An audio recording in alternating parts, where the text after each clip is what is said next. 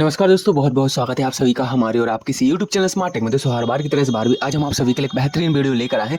दोस्तों आज की इस वीडियो में हम जानेंगे कि अगर आपके द्वारा किसी भी अननोन यूपीआई आईडी पर या फिर किसी गलत मोबाइल नंबर पर फोन पे, गूगल पे या फिर पेटीएम या फिर किसी भी यूपीआई ऐप के थ्रू गलत ट्रांजेक्शन हो जाता है, ऐसे व्यक्ति को पैसा पहुंच जाता है जिसको आप नहीं पहुंचाना चाहते थे, तो ऐसे में आप क्या करोगे? तो वीडियो के साथ अंत तक बने रहेगा। साथ ही साथ चैनल पर नए हो तो चैनल को भी जरूर सब्सक्राइब कीजिएगा। तो चलिए दोस्तों वीडियो की शुरुआत करते हैं। दोस्तों यहाँ पर सबसे पहले तो मैं आपको बता दूं, एग्जांपल के लिए मैंने यहाँ पर ये पैसा ट्रांसफर किया 1 रुपया और गलत यूपीआई आईडी पर पहुंच गया या फिर गलत मोबाइल नंबर पर पैसा पहुंच गया। आप गलत मोबाइल नंबर पर पैसा नहीं पहुंचवाना चाहते तो ऐसे में आपके दिमाग में सवाल यही आएगा कि क्या हम इस पैसे को रिफंड करवा सकते हैं या फिर नहीं। तो यहाँ पर मैं आपको बता दूं, वैसे तो यूपीआई पेमेंट करते दौरान ये आपकी जवाबदारी होती है कि आप अच्छे से यूपीआई होल्डर का मोबाइल नंबर या फिर यूपीआई आईडी या फिर जो भी नाम शो कर रहा है उसे अच्छे से चेक करें, जांच करें। लेकिन अगर फिर भी किसी कारणवश आपने नहीं देख पाया और गलत यूपीआई आईडी या फिर मोबाइल नंबर पर पैसा पहुंच गया है, तो ऐसे में आपको क्या करना होगा। देखिए मैं आपको शॉर्ट में ट्रिक बता देता हूं। 2 प्रोसीजर होते हैं। पहला प्रोसीजर तो ये होता है, जब भी आप पेमेंट करते हो तो यहाँ पर आपके मोबाइल में मैसेज आता है पैसा कटने का। तो यहाँ पर सबसे पहले उस पेमेंट के मैसेज को ओपन करें, उसमें लिखा रहेगा आपका ट्रांजेक्शन आईडी, उसे नोट करें और नीचे की तरफ आपको हेल्पलाइन नंबर दिए रहेंगे। तो सबसे पहले तो उस हेल्पलाइन नंबर पर कॉल करें, अपने कस्टमर केयर को बताएं कि सर मैंने गलती से इस अकाउंट में या फिर इस यूपीआई आईडी में या फिर इस ऐप के थ्रू आपने गलती से ट्रांजेक्शन कर दिया। अगर फोन पे के थ्रू गलत ट्रांजेक्शन किया है तो फोन पे की हेल्पलाइन नंबर पर कॉल करें। अगर आपने डायरेक्ट बैंक के ऐप के थ्रू किया है तो बैंक के हेल्पलाइन नंबर पर कॉल करें, ठीक है ना। और अगर अभी भी आपको संतुष्टि नहीं है तो मैं आपको एक वेबसाइट बता देता हूं जहां से आप डायरेक्ट यहाँ पे कंप्लेन खुद से अपने हाथों से दर्ज कर सकते हो। अपनी सुविधा अनुसार अपनी प्रॉब्लम्स वहां पर टाइप करके लिख सकते हो। तो यहाँ पर सिंपली आपको गूगल ओपन कर लेना है। गूगल पर सिंपली सर्च कर देना है एनपीसीआई। जैसे ही आप एनपीसीआई लिखकर सर्च करोगे तो देखिए फर्स्ट लिंक आ जाती है जिस पर आपको क्लिक कर देना है। जैसे क्लिक करते हो तो कुछ इस तरीके का इंटरफेस आपको देखने को मिलता है। यहाँ पर कंज्यूमर लिखा हुआ है, सिंपली कंज्यूमर के ऑप्शंस पर आपको क्लिक कर देना है। कंज्यूमर के ऑप्शंस पर क्लिक करने के बाद यहाँ पर आता है यूपीआई कंप्लेन। तो यहाँ पर सिंपली आपको यूपीआई कंप्लेन पर क्लिक कर देना है। तो एक नया टैब खुलकर सामने आ जाएगा। थोड़ा सा आपको नीचे की तरफ आना है।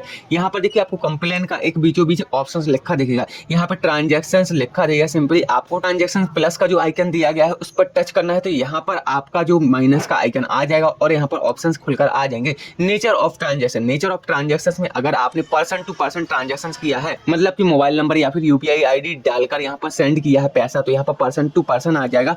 अगर आपने स्कैनर किसी मर्चेंट को पैसा ट्रांसफर किया है तो यहाँ पर पर्सन टू मर्चेंट यहाँ पर सिलेक्ट करना होगा, ठीक है ना। तो यहाँ पर हम केस में सिलेक्ट कर लेते हैं पर्सन टू पर्सन। इसके बाद इशू आ जाता है। तो इशू में यहाँ पर आपको 3rd नंबर का इशू यहाँ पर सिलेक्ट करना है, incorrect transaction to another account. देखिए और जितने भी यहाँ पर ऑप्शन दिए गए हैं वो सारे फेल के या फिर पेंडिंग के या फिर deduct but not send money, तो यहाँ पर कुछ इस तरीके के दिए गए। लेकिन 3rd जो ऑप्शन दिया गया है वो incorrect transaction to another account, यहाँ पर आपको सिलेक्ट कर लेना है। इसके बाद कमेंट में यहाँ पर आपको अपनी A to Z सारी प्रॉब्लम लिख देनी है क्लियर तौर पर। हिंदी में भी लिख सकते हो, इंग्लिश में भी लिख सकते हो, क्लियर लिखिएगा जो भी लिखिएगा, ठीक है ना। XYZ आपको सारी डिटेल मेंशन करनी है, ठीक है ना। इसके बाद यहाँ पर ट्रांजेक्शन आईडी के लिए अलग एक बॉक्स आ जाएगा जिस पर आपको यहाँ पर ट्रांजेक्शन आईडी डाल देनी है अपने मैसेज में से या फिर नेट बैंकिंग को चेक करने के बाद। इसके बाद यहाँ पर आपका बैंक आ जाता है। तो यहाँ पर जो भी आपका बैंक है उस बैंक को यहाँ पर सिलेक्ट करें। इसके बाद यूपीआई आईडी, जो भी आप यूपीआई आईडी के थ्रू भेज रहे हो, अपनी यूपीआई आईडी, गलत यूपीआई आईडी नहीं डालनी, यहाँ पर आपको अपनी यूपीआई आईडी डालनी है। आप अपने फोन पे की सेटिंग में जाकर देख सकते हो या फिर जो भी यूपीआई ऐप इस्तेमाल करते हो उसमें भी आपको यूपीआई आईडी देखने को मिल जाएगा। उस यूपीआई आईडी को यहाँ पर टाइप करें। इसके बाद अमाउंट टाइप करें, जितने का भी आपका अमाउंट, जितना भी आपने पैसा भेजा था।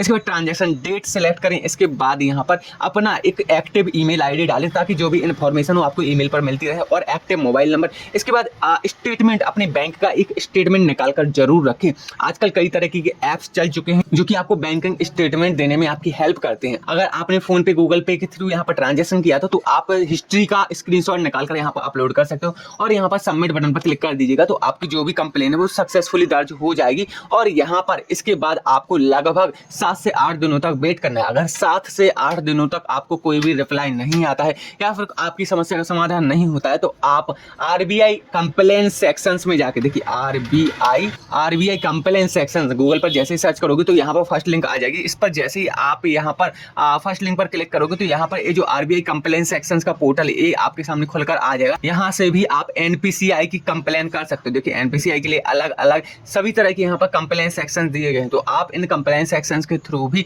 यहाँ पर एनपीसीआई की भी क्लास ले सकते हो कि भाई हमने एनपीसीआई में कंप्लेन की थी लेकिन आपकी समस्या का समाधान क्यों नहीं हुआ है। तो उम्मीद करता हूं दोस्तों आज की इस वीडियो में बताई गई डिटेल आपको पसंद आई होगी। अगर वीडियो पसंद आई तो वीडियो को लाइक कमेंट करना ना भूले, साथ ही साथ दिए गए इंस्टाग्राम आईडी को भी फॉलो करते चलिए दोस्तों आज की वीडियो में इतना ही, मिलते हैं नेक्स्ट वीडियो में। धन्यवाद।